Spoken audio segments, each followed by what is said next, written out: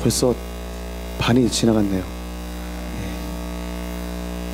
제가 대학생 사역을 오래 해서 말투가 좀 많이 험한데 자제하느라고 참 많이 힘들었습니다. 얼마 안 남았기 때문에 조금씩 본색을 드러내면서 이렇게 노력해보겠으나 어른들이 많아서 안 될 것 같습니다. 오늘은 아마존 이야기를 좀 더 자세히 나누기로 원합니다. 인디언 사역을 하는데요. 인디언 마을 전도 집회, 컨퍼런스, 세미나, 단계팀, 밤이 야노마미 교회, 인디언 목회자 훈련원, 아마존 선교 컨퍼런스 등을 사역을 하고 있습니다. 현재 여기가 까라카스라 그랬죠. 여기가 아마존 들어가는 입구입니다. 여기가 아마존이고요. 이 두 군데가 아마존 지역인데 여기에 주로 인디언들이 삽니다. 이쪽에 콜롬비아, 여기가 브라질이죠. 여기에 19개의 다른 부족에 살고 있고 약 500개의 인디언 마을이 있습니다.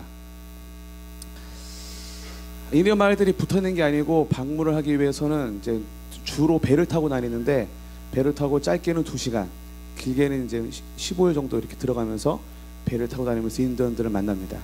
모든 인디언들은 다른 언어와 다른 문화를 가지고 있습니다. 그래서 그들에게 맞춰서 복음을 전한다는 건 참 어렵습니다. 어제 말씀드렸던 그 야노마미 부족이 있죠. 야노마미 부족은 숫자가 하나밖에 없다 그랬죠. 야노마미 부족은 그 용서라는 단어가 없습니다. 뒤에 나오나 앞에 나오나 모르겠네요. 예, 그 트레스디아스를 하는데 트레스디아스 맨 마지막 날 야노마미 문화는 그 한국말에도 기억 안 나네요.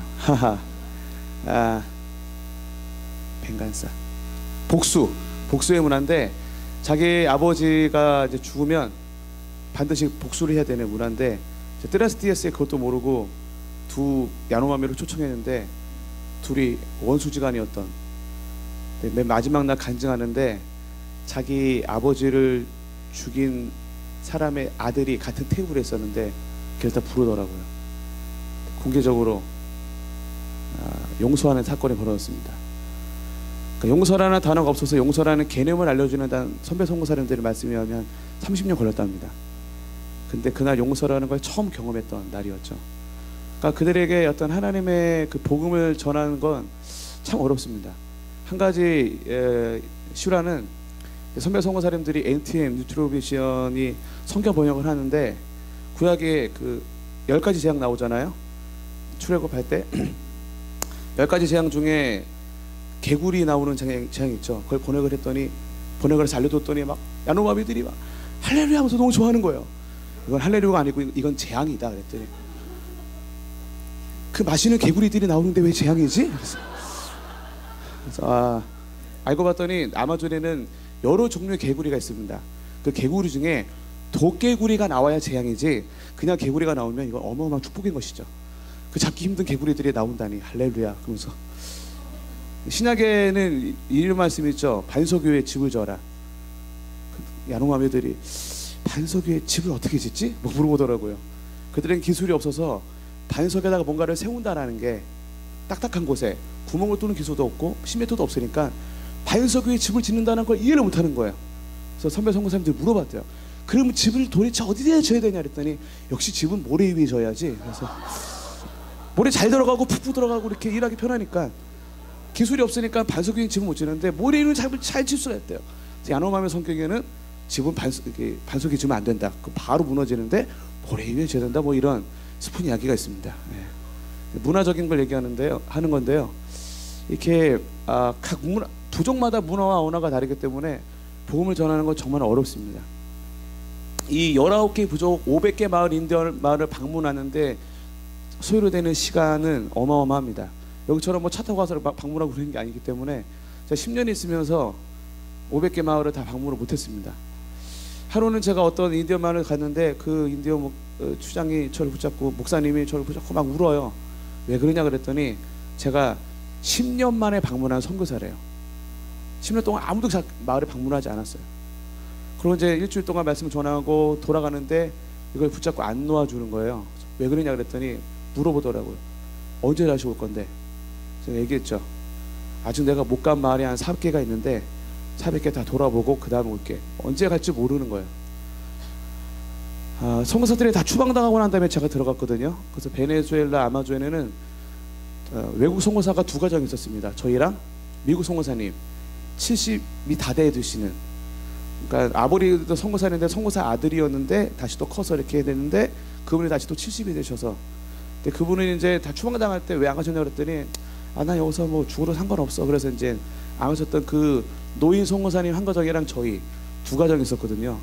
그러니까 2가정이, 그분들은 거의 이제 나이가 많아서 일 못 하셨고 저희가 주로 이 사역들을 하는데 정말 죽겠더라고요. 이거 너무 광범위하고 이 크기가 나무보다 크거든요. 여기가 나무보다 큰데 선교사 한 명이 500개 마을을 다니면서 19개 부족의 언어와 문화를 해가면서 이거 답이 안 나오죠. 사실 답이 안 나옵니다. 그래서 혼자 용쓰다가 이렇게 살았는데, 이게 오리노코 강입니다. 여기가 상류고 여기가 하류거든요. 여기서 배를 타고 상류로 올라가면서 인디언들을 이렇게 만나는 겁니다. 이게 이제 여러 갈래의 강이 있거든요. 아우타나 강도 있고 오리노코 강도 있고 쿠아우 강도, 여러 강이 있는데 이렇게 이런 소형 배를 타고 갑니다. 주변이 이런 모습입니다. 그 브라질 아마존 하면 사실 브라질만 생각하는데 남미 모든 나라는 아마존을 끼고 있거든요.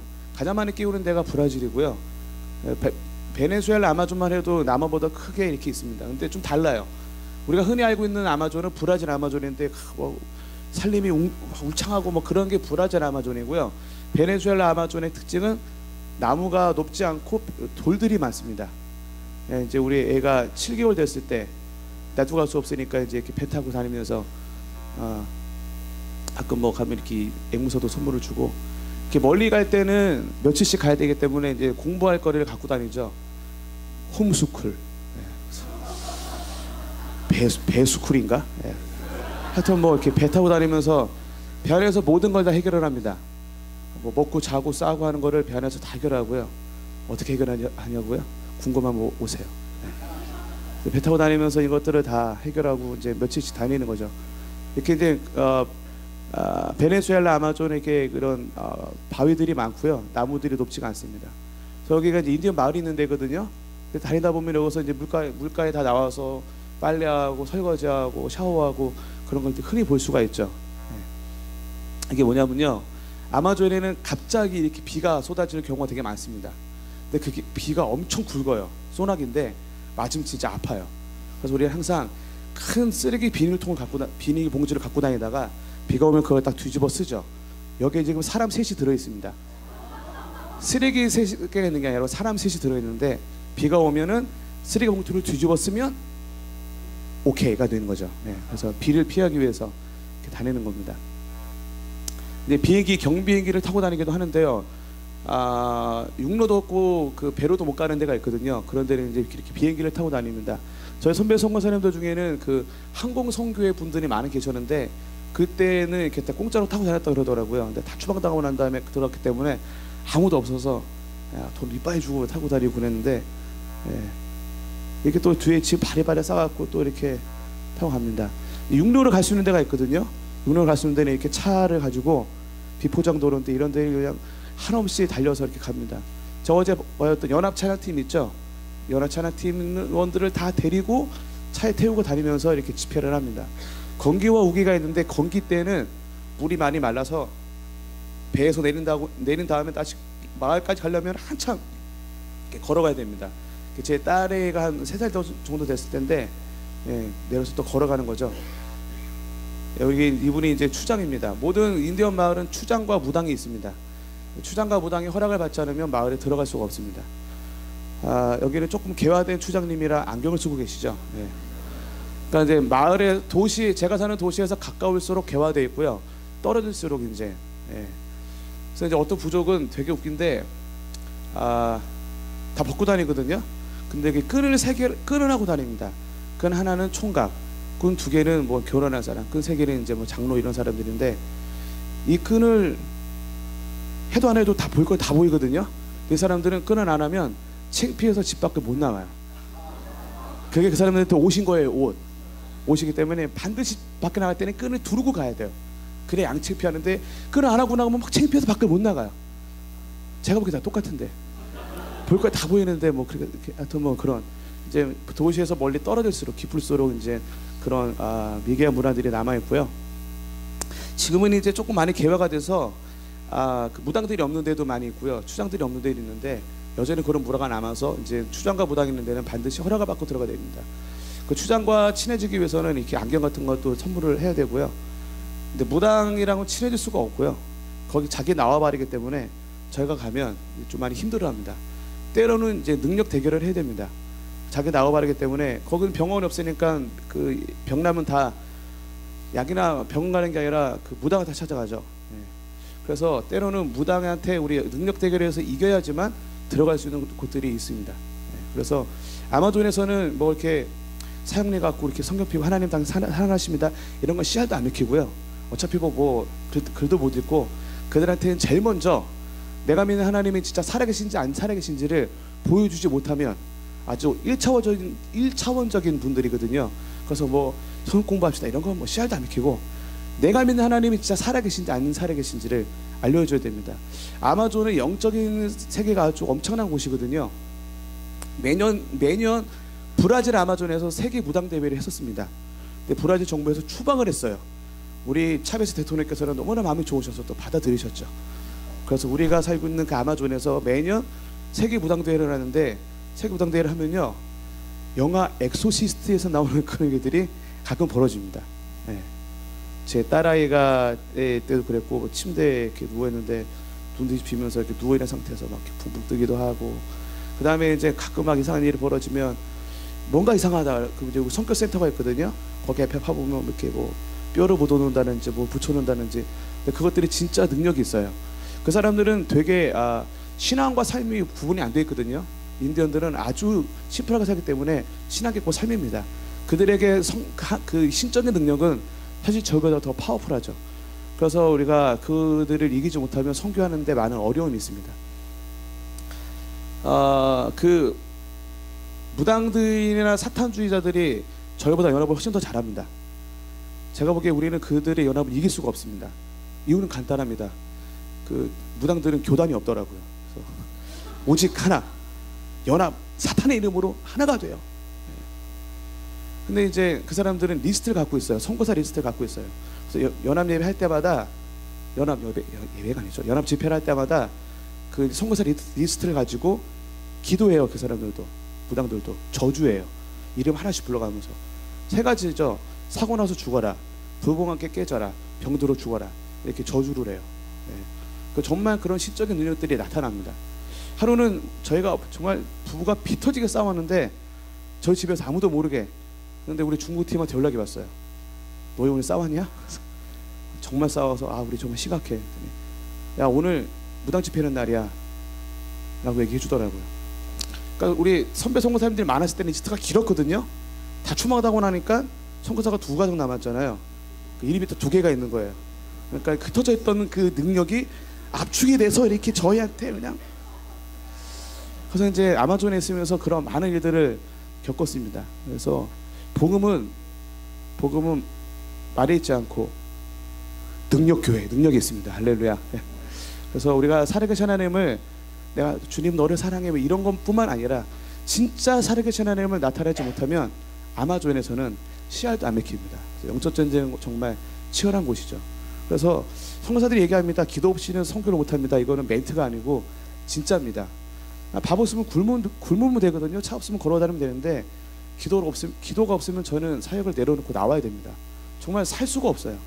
그래서 정말 다른 건 못하셔도 생활할 때마다, 아마존 뭐 이런 단어를 들을 때마다 10초만이라도 이렇게 기도해 주시면 참 감사하겠습니다. 이렇게 이제 아마존 사역을 하는데, 저희 집사람은 주로 이제 어린이 사역을 하죠. 예. 이렇게 어린이 사역. 저는 이제 말씀 사역이랑 어른 사역들, 이제 말씀 집회 사역을 이렇게 합니다. 여러 인디언 마을이죠. 여기 이제 차량 사역을 하는데 차량을 배울 길이 없어요. 제가 어느 인디언 마을 들어가서 3년 전에 차량 하나 가르쳤거든요. 3년 후에 다시 갔는데 3년 동안 그 차량만 부르고 있는 거예요. 그 차량만. 왜냐면 뭐 배울 수 있는 길이 없어요. 그러니까 한번 가면 말씀, 의료, 찬양 뭐 할 사역들이 너무 많은 거예요. 선교사들은 슈퍼맨이 돼야 된다고 얘기하는데, 왜냐면 사람이 없으니까. 그냥 저는 의료에 대해 아무것도 모르는데 일단 침은 꽂아야 돼요. 일단 기도를 해줘야 돼요. 뭔가를 해야 돼요. 아무것도 같은 수 없으니까. 이 사람들이 음악성이 없으니까, 내가 3년 전에 분명히 가르쳐줬는데 가사는 그 찬양에 맞는데 멜로디는 새로운 찬양을 이렇게. 그래서 제가 몇 년 후에 도착해서 새로운 찬양을 가르쳐줄 때까지 그 찬양을 주구장창 그것만 하고 있는 거예요. 네. 그래서 정말 아마존을 할 사역들이 너무너무 많습니다. 이렇게 이제 찬양 사역도 하고 뭐 악기도 가르치고, 여기가 이제 찬양팀이거든요. 연합찬 6로 되는데 연합찬양팀을 데리고 이렇게 집회를 합니다. 이렇게 집회를 하면 여기가 이제 옷들을 다 알록달록하게 입고 있죠. 6로가 다른 데는 그래도 좀 이렇게 개화된 곳이거든요. 그럼에도 불구하고 우리가 연합찬양팀을 데리고 와서 집회를 하면 이 사람들이 집에 안 돌아가요. 12시쯤인데 다 끝났거든요. 아직도 돌아다니면서 이렇게 막 그 찬양을 하고 막 그래요. 왜냐면 저들이 알아요. 다음에 올라면 한 10년 걸린다는 거 알기 때문에 우리가 도착하는 날 뽕을 뽑아요. 끝까지 계속 찬양. 우리는 다 끝나서 있는데 지들끼리 계속 잠자고 바닥에 누워 잠자고 찬양하고 기도하고. 그래 이제 또 그 찬양 팀 데리고 또 다른 마을 방문하고. 근데 500개 중에 뭐 100개도 방문을 못했습니다. 한국 마을을 방문하는 게 보통 일이 아닙니다. 아마존에는 그 먹을 게 많이 없습니다. 이게 이제 그 주식 중에 하나인데 누룽지 같은 거거든요. 육가라는 걸로 만든 가루인데 이게 주식이에요. 근데 얘는 아무런 맛이 안 나요. 아무런 맛이 안 나기 때문에 이거랑 개미를 같이 먹습니다.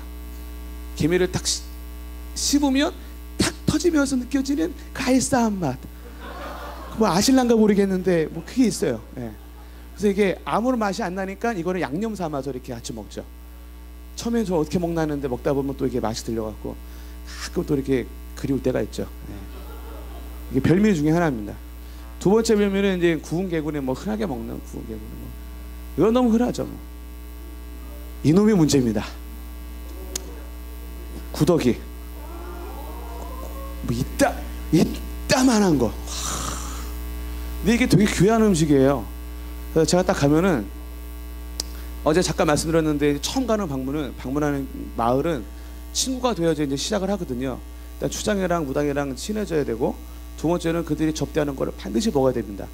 이 사람들은 이제 외국 사람을 처음 본 경우는 얘네들은 이제 습한 나무 사이에 사는데 갑자기 동네 남자들이 사라져요.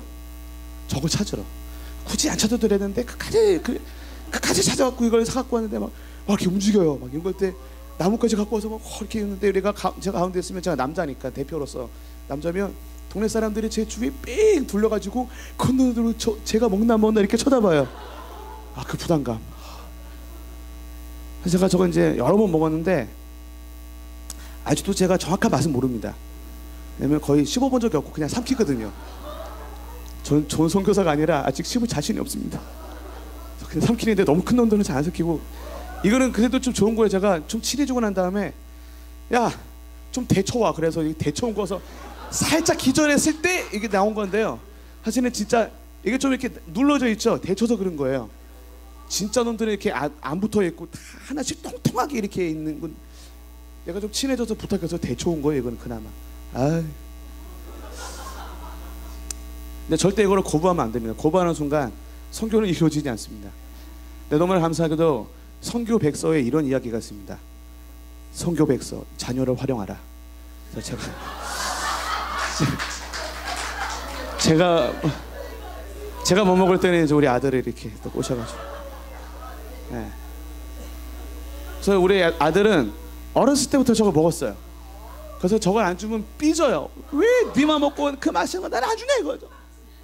저는 이제 친구들한테 야, 내가 아들을 사랑하는데 아들 안 주면 삐진다. 내가 미안하지만 내가 아들을 좀 줘야겠다. 그럼 허락을 해요. 기쁜 마음으로 아들 주죠. 근데 문제가 생겼어요. 우리 아들이 9살이 됐거든요. 눈치를 깠어요. 저거는 맛있는 게 아니라는 양념이 아니고 뭐라 그러지? 간식이 아니라는 걸 알게 된 거죠. 거부를 하기 시작했습니다. 나쁜 놈. 그래서 또 뭐 그렇게 자녀를 잘 활용을 하고 있습니다. 이건 타란투라 검인데요.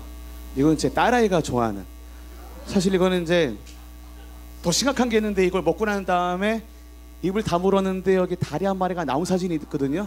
그리고 임산부와 노약자를 위해서 제가 뺐습니다. 근데 우리 딸아이가 이거 참 좋아하죠. 타란툴라 구운 거.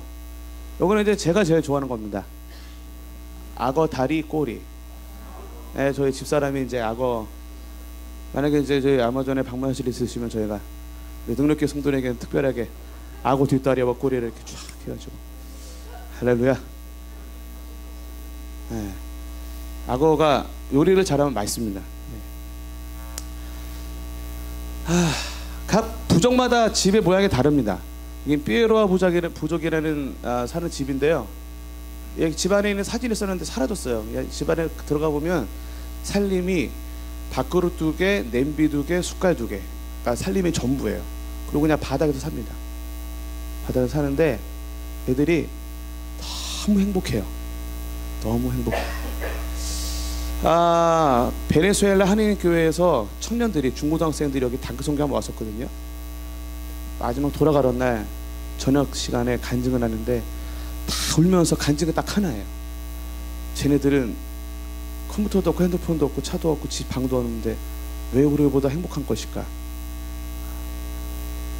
그래서 애들이 많이 회개하고 돌아갔는데, 사실 저는 이 사진을 볼 때마다 마음이 좀 이렇게 아려옵니다. 답답한 게, 이제 이런 사진을 보면 보통 이제 우리들은 쟤네들 보면서 불쌍하다 라는 생각을 할 수도 있겠는데, 쟤네들이 저희를 보면 똑같이 생각합니다. 참 불쌍하다. 네. 저는 저 사람들의 사상을 알거든요. 그 사람들의, 인디언들의 마인드 여러분들을 보면 정말 불쌍해요. 오늘 설교의 주제인데, 지금 이 시대의 크리스찬들은 본질을 잃어버리고 살아가고 있습니다. 본질, 비본질에 목숨을 걸고 살고 있죠. 영어로 본질이랑 비본질이 통역이 되나요? 그래요? 네. 저는 사역하다가 힘들고 피곤하면 일부러 이 마을, 인디언 마을에 가서 하루 이틀 이렇게 자고 옵니다. 그 막가 그무 침대에 누워서 해 떨어지면 뭐 불도 없고 아무것도, 그냥 아무것도 없어요. 그럼 얘네들이랑 같이 얘기하면서 뭐 찬양하면서 별 보고 이렇게 하룻밤 유튜브 자고 오면 다시 제가 본질로 돌아가게 되죠. 그런데 이 땅에 사는, 특히 한국이나 미국처럼 이렇게 정신없이 살아가는, 동네에서 살아가는 우리 크리스찬들 보면 너무 불쌍해요. 왜 저러고 살까? 제가 어젯밤에도 잠깐 괴리감을 느낀다 그랬는데, 그 괴리감은 본질에서부터 오는 거거든요.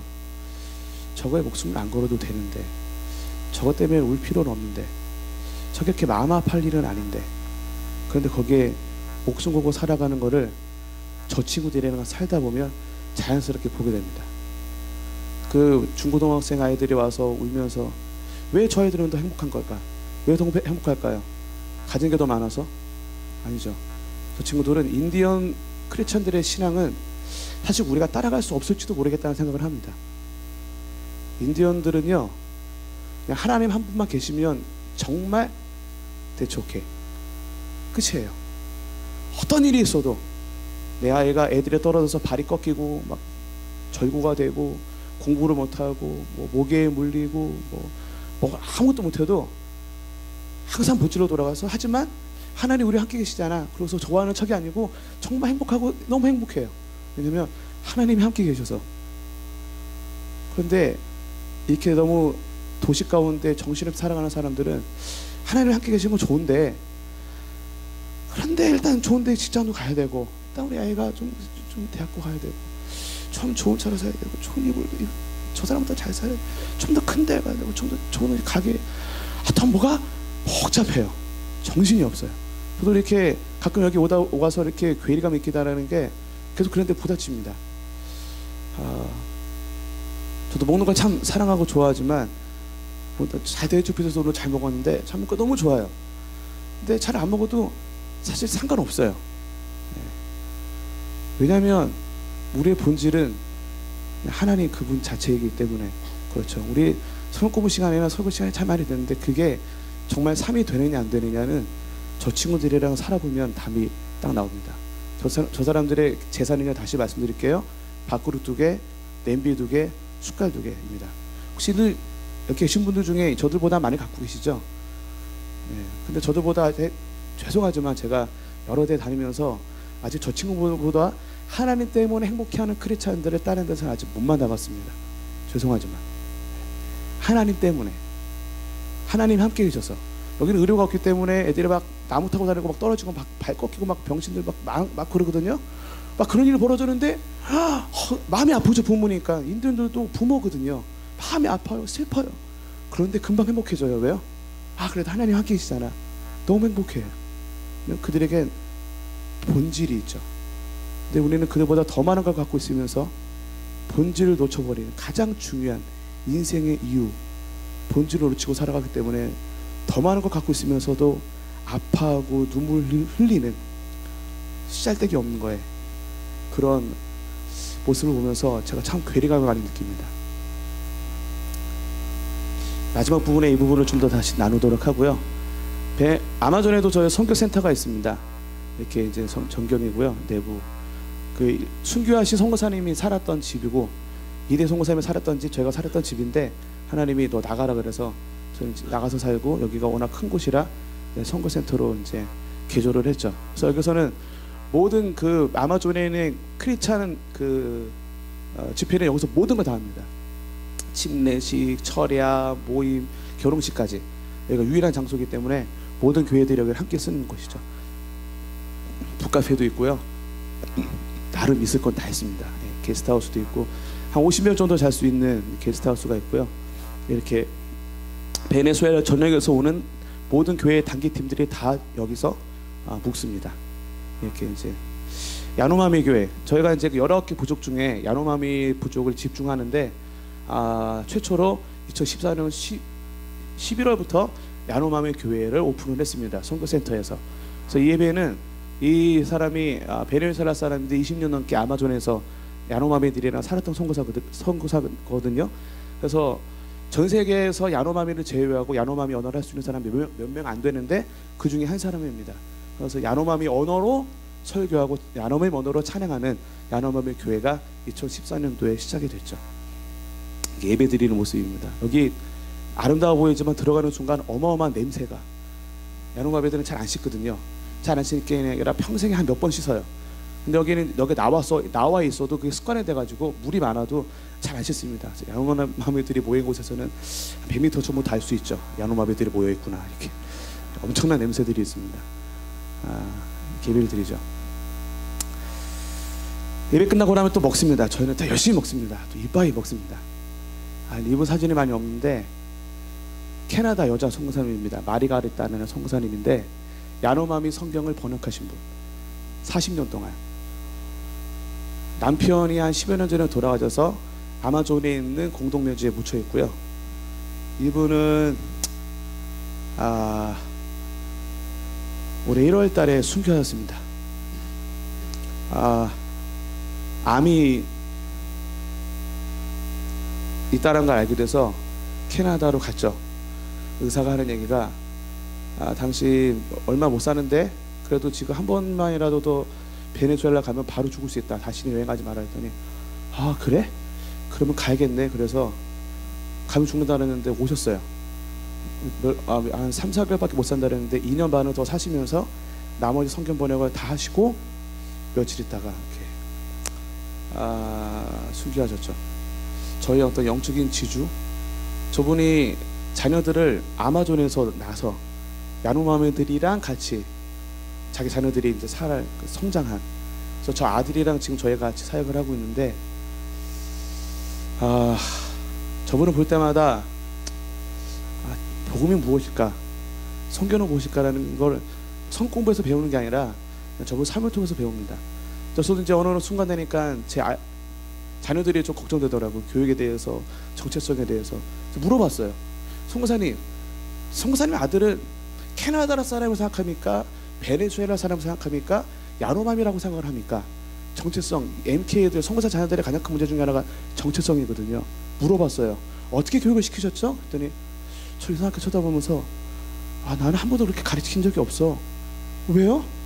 난 항상 내 자녀들한테 너는 베네수엘라 사람도 아니고 캐나다 사람도 아니고 야노마미도 아니고 너는 천국 사람이야 라고 가르쳐서 걔네들은 그런 거 신경 안 써. 아, 정말 그때 받은 충격은 지금도 가지지가 않습니다. 저 딸아이가 그런 걸 물어볼 때쯤이었거든요. 며칠 있다 또 물어봤어요. 아빠, 난 한국 사람이야 베네수엘라 사람이야? 얘기했죠. 난 정말로 그건 중요하지 않고 우리는 천국 사람이야. 우리는 죽으면 천국에서 영원히 살 사람이지 한국이나 베네수엘라에서 영원히 살 사람이 아니야. 그때 정말 저희 아이가 정체성이 확립이 딱 되더라고요. 난 한국 사람이 아니고 베네수엘라 사람도 아니고 난 천국 사람이구나. 그러니까 어딜 가도 별로 신경 안 났어요. 이제 예전에 되게 헷갈려 했거든요. 저분한테 배웠죠. 저분한테 배운 건 너무나 많은데 제가 힘들고 어려울 때마다 저분을 찾아갔었거든요. 네, 이제 순교하시는 바람에 찾아갈 수가 없네요. 인디어 목회자 훈련을 합니다. 저희 선배 선교사님들이 많은 인디어 목회자들을 세웠거든요. 근데 정글에서 5년 10년 아무런 세미나나 어떤 재충전 받을 수 있는 기회가 없이 그냥 거기서 혼자 목회를 하는 거예요. 아마존에서. 그분들이 피곤하고 지쳐갖고 인디어 목회자 한 명 세우는 건 엄청난 일이거든요. 그렇게 힘들게 세우는 목회자들이 목회를 포기하고 나오는 거예요. 그 소식을 듣고서 안 되겠다 해서 오늘 아침에 보여드렸던 신학교처럼 이제 불러서 오늘 일주일 동안 또 새벽 6시부터 주요 3창으로 시작을 해서 밤 10시까지 일주일 동안 그냥 이빠이 그냥 계속 집회하고 기도하고 먹이고 해서 돌려보내서 이들이 계속해서 자기 부족을 목회할 수 있도록 하는 게 인디어 목회자 훈련원입니다. 제가 19개 부족의 언어를 다 배워서 목회를 하려고 그러려면 그래서 선교를 완성하는데 필요한 시간은 한 200년 걸릴 것 같은데요. 불가능하거든요. 그래서 지금은 선교 전략을 바꿔서 사는 선교사만이 없기 때문에 저희가 직접 들어가는 것이 아니라 인디언들 중에 스패너를 해주는 사람들을 데리고 와서 그들을 훈련시켜서 그들이 자기 부족을 선교하게 하게 하는 선교 방향으로 바꿔서 사역을 하고 있습니다. 그래서 이게 아마존 사역에서 아주 중요한 사역입니다. 아마존 선교 컨퍼런스를 하고 있죠. 1년에 2번씩 이제 여러 부족의 크리스찬들을 다 불러 모아서 선크센터에서 모여서 컨퍼런스를 합니다. 같이 자면서. 이때 이제 다른 부족이 알아요. 여기 야노마미도 크리스찬들이 있어? 삐에로도 크리스찬이 있네? 야, 히비 부족도 크리스찬이 있네? 이렇게 서로 만나는 거죠. 그래서 서로 격려가 되고 진짜 하나님이 오실 날 머지 않았구나. 우리가 빨리 복음을 전해서 주님의 다시 오심을 준비하자는 그 주제를 가지고 1년에 2번씩 모아서 이때 어마어마하게 모입니다. 여러 부족에 모여서 자기 언어로 찬양하고 자기 언어로 간증하고 그런 이제 시간들인 거죠. 네, 여기가 되게 특이한 부족인데 사라져가고 있는 부족입니다. 몇 명 안 남았는데 여기가 야노마의 부족이고요. 너무 안타까운 게 이 친구랑 아까 봤던 그 여자 설교했던 여자 선교사가 둘이 부부인데 아마존으로 오래 살았거든요. 그러니까 지구상에 야노마미어를 할 줄 아는 몇 안 되는. 작년에 잠깐 미국에 휴가 갔다가 눌러 앉아가지고 아직 안 돌아왔어요. 저랑 거의 형제처럼 지냈는데 한편으로 이해가 되지만 한편으로 너무 화가 나요. 정말 저 친구만 할 수 있거든요. 이 세상에 야로마미아 언어를 해주는 사람이 몇 명 안 되는데 그 중에 탁월한 마르타 선교사님은 선교 번역하시고 돌아가셨고 그 외에 저 두 사람이 그래도 가장 잘하는데 미국에 와서 눌러 앉아서 너무 화가 났어요. 제가 그래서 미국을 별로 안 좋아합니다. 오기만 하면 자꾸 눌러 앉아요. 그래서 야노마미 교회가 있었다가 지금 문을 닫았어요. 저 두 사람 할 수 있는데 야노마미 사역이 많이 죽었습니다. 야노마미 부족에게도 복음이 들어가야 주님이 다시 오실 수가 있거든요. 마태복음 24장 14절 말씀. 모든 민족에게 복음이 증거되어야 그때야 곧 끝이 오리라. 많은 사람들이 물어보죠. 제가 아마존에서 살았던 그 베네수엘라에서 살고 있는 이유는 오늘 저녁 주제인데 저는 두 눈을 부릅뜨고 주님의 다시 오심을 보고 싶습니다. 주님의 재림의 조건은 복음이 모든 부족에게 들어가야 되는 것이죠. 어젯밤에 말씀드렸던 제가 한국에 없으면 아무런 일이 벌어지지 않지만 제가 아마존 사역을 하지 않으면 주님의 재림이 완성될 수가 없습니다. 누군가가 복음을 전해야지만, 그 부족들이 복음을 받아들여야지만 주님이 재림을 하시는 거죠. 그래서 힘들고 어려울 때마다 집사람과 두종 불끈 주고 이 양불고 나눴던 비전이 주님 다시 오시면 보자. 나는 그 믿음을 갖고 살아왔고 지금도 베네수엘라에서 살고 있습니다. 마지막에 했던 컨퍼런스거든요. 이거는 이제 그 아마존에 10여 가지 사역이 있는데 그 중에 하나가 철야거든요. 밤 9시부터 다음날 아침 6시까지 청년들을 모아놓고 밤새 기도를 해요. 찬양하고 집회를 하는데 저번 주에 있었던 마지막 집회였습니다. 400명 정도가 모였어요. 밤새 기도하는데 100명 정도가 돌아갔어요. 자리가 없어서. 그래서 제가 처음에 시작할 때는 이런 일들이 벌어지지 않았거든요. 근데 지금 제 사역을 다 제자한테 넘겼는데 부흥의 때가 와서 지금 아마존에는 우리가 알지 못하는 엄청난 부흥이 지금 이루어지고 있습니다. 이 친구가 제자입니다. 얼마나 사역을 잘하는지 이 친구한테 다 넘겼기 때문에 제가 지금 까라카스에서 사역을 할 수 있는 것이죠. 아마존에 선교사들이 있습니다. 목사도 있고 이제 제가 계속 정기적으로 모아서 이들이 이제 같이 연합 사역할 수 있는 그런 훈련을 하고 있는 것이죠. 이분이 미국 선교사님 부부입니다. 나이 많으신 분.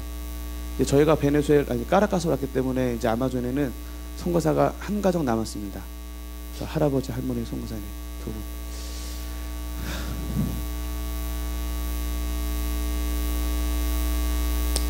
그래서 저분들 보면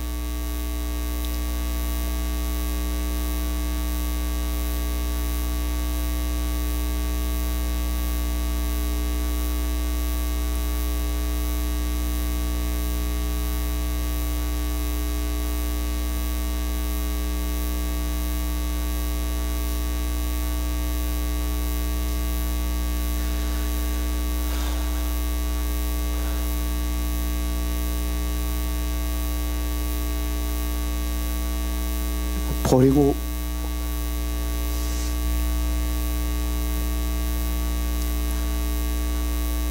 저분들을 버리고 온 것 같아서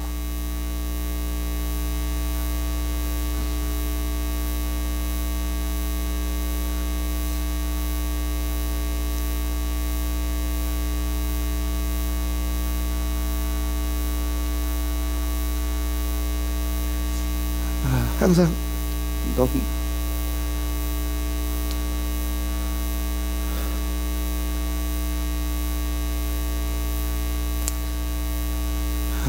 죄송하고 미안하고 미국 선교사님들인데 70이 다 되셨는데 아마존에 남으셔서 사역하시는 모습 보면 그냥 좀 많이 죄송합니다.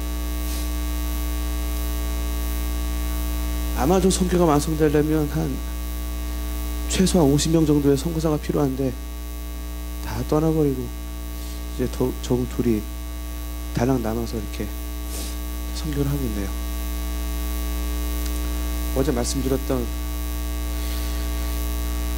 크리스찬들이 이 세상에 이렇게 많은데 왜 저 아마존에는 선교사가 없지? 라는 생각을 항상 하게 됩니다. 저분들 보면 괜히 죄진 것 같고 그런 마음이 들죠. 우리 선교사들은 왜 이렇게 지질이 공상으로 살아야 되는지 모르겠습니다. 전 세계에 그렇게 크리스찬들이 많은데, 하나님 믿고 하나님 사랑하는 사람들이 많은데 왜 저 아마존에는 그렇게 사람이 없는지 잘 모르겠습니다.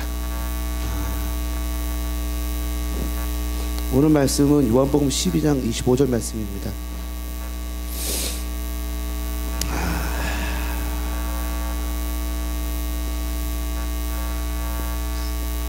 첫 집회 때 26절 말씀을 나눴고요.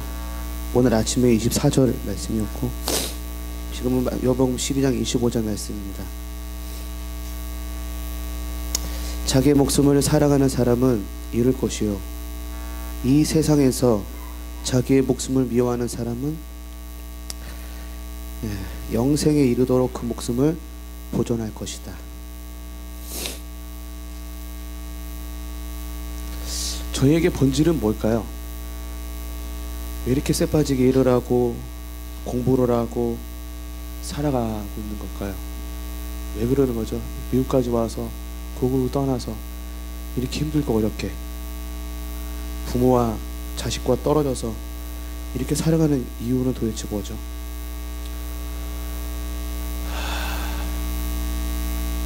본질은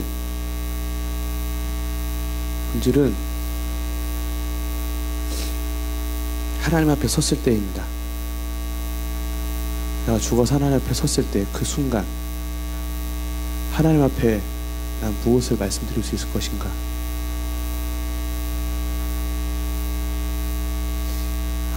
또 다른 본질은 천국 신앙입니다. 죄송하지만 여기 미국뿐만 아니라 그 중남미에서도 집회를 다니면서 제가 깊이 느끼는 것은 크리스찬들이 진짜 천국을 믿지 않는다라는 것입니다. 천국을 잘 안 믿는 것 같습니다.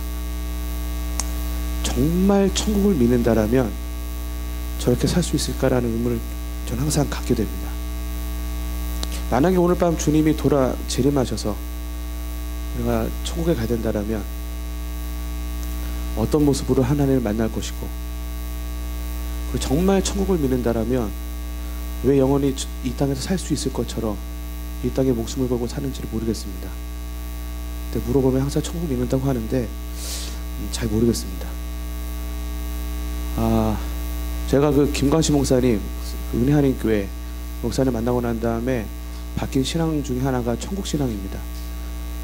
이제 연세가 86세 올해 되셨을 거예요. 암이 있으셨고 당뇨가 있으셨고 수술을 하셨고 뭐 내장할 때 뭐 그냥 엄청난 일을 하셨죠. 그렇게 큰 교회를 세워놨는데 제자한테 다 넘기고 한국에 오셔서 그분이 하나님 믿기 전에는 백만장자였는데 하나님 만나자마자 그 마당만 4,000평이었대요. 하나님 만나기 전에 만나자마자 그거를 다 하나님께 드리고 그 멕시칸들에 사는 그런 아파트에서 5,000명 목회를 하고 계신 목사님이 그런 아파트에서 그 거실이 너무 좁아서 소파에 앉아있다가 사람이 지나가면 일어서야지 지나갈 수 있는 그런 데에서 지지리 공상으로 살았던 그분의 설교가 아니라 삶이었죠. 그분이 우리한테 항상 강조했던 건 천국이었습니다. 천국을 진짜 믿기 때문에 세상 것들을 쉽게 포기할 수 있었다라는 걸 삶으로 보여주신 거죠. 자기 재산이 없습니다. 그 교회 장로님들 중에 막 백만장자들이 몇 분 계세요. 돈이 엄청 많으시거든요. 자기들은 막 엄청난 데서 살고, 목사님은 막 멕시칸 아파트에 사니까 너무 마음이 안 좋아서 자주 이렇게 집을 사주셔요. 그러면 내일은 받습니다. 그리고 다음 주에 바로 다 팔았고 성경금을 또 이렇게. 그래서 항상 장로님들이 이번에 절대 파시면 안 됩니다. 나 안 판다고. 바로 다음 주에 바로 이렇게 하고. 그렇게 전 세계 10,000개 이상의 교회를 세우신 분이 자기 재산이 없어요. 그분은 우리한테 이렇게 뭐 설교하지 않습니다. 삶을 사는 것이죠. 저희 주에만 선교사들은 안식년이 없습니다. 공식적으로다가. 왜냐면 저희 80 넘으신 우리 김하신 목사님이 안식년이 아직 없으셨기 때문에 저희 같은 젊은 사람들은 쉴 수가 없죠. 제가 20여 가지 사역을 하고 있기 때문에 2년 전에 너무너무 힘들었어요. 이러다 죽겠다. 근데 그때 마침 김광식 목사님이 신학교에 강의하러 오셔서 정말 두종 불끈 주고 멘트를 다 열심히 암기하고 연습을 해서 목사님 보자마자 목사님 저 너무 힘들어서 쉬어야겠습니다. 요 짧은 말을 하기 위해서 그렇게 열심히 준비했는데 목사님을 맞이하러 공항에 나갔죠. 새벽 2시에 휠체어 타고 나오시더라고요. 또 말씀 못 드렸습니다. 속으로 젠장 뭘 쉬냐 그러면서 지금도 매주 다른 나라에 계시죠. 지금도 이번 주는 어디 계시고 다음 주 어디 계실지 모르겠는데 거의 매주 다른 나라에 계십니다. 제가 내년 트레스디아스 초청하려고 이번에 오셨을 때 뭐라 그러죠? 책을 스케줄을 봤는데 내년 9월까지 거의 풀이시더라고요.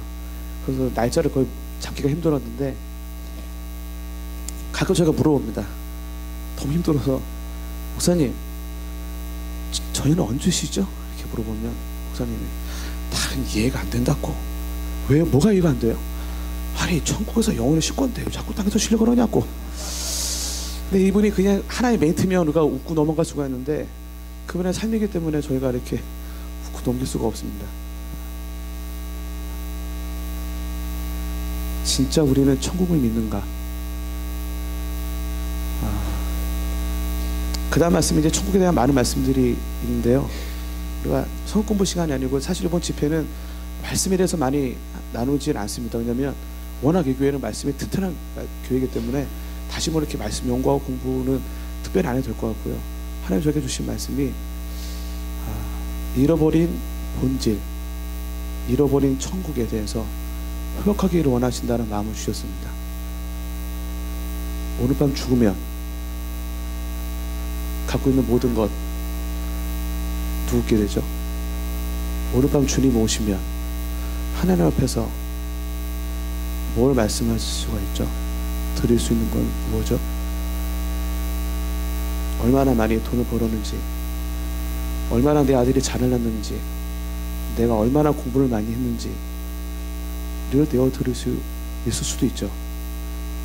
오늘 아침 우리 아이들이랑 나눴던 것처럼 많은 이들을 옳은 길로 인도하는 자는 하늘의 별과 같이 빛나리니,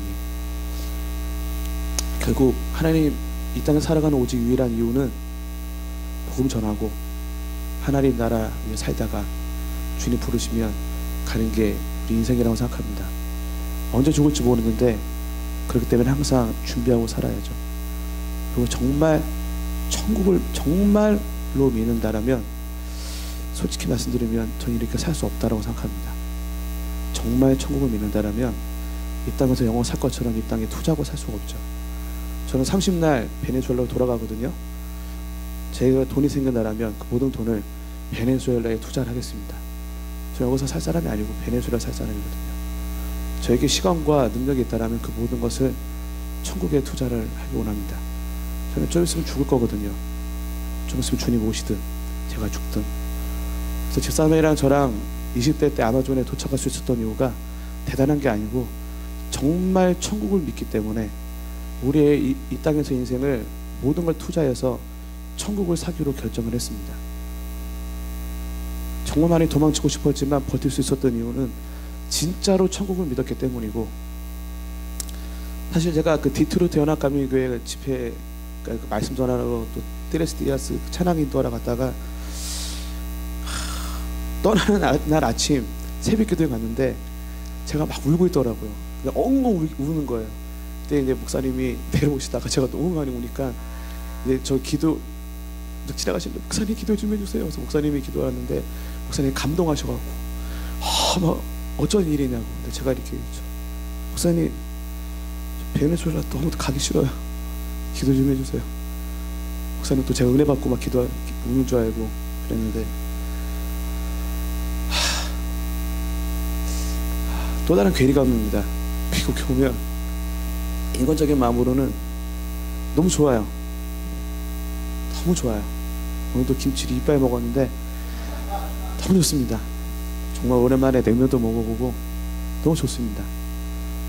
인간적인 마음으로는 정말 맨날 싸워야 되고 맨날 거짓말하고 맨날 늦고 맨날 마냐나 너무 불안하고 언제 죽을지 모르고 뭐 그런 상황 가운데 있는 것이죠.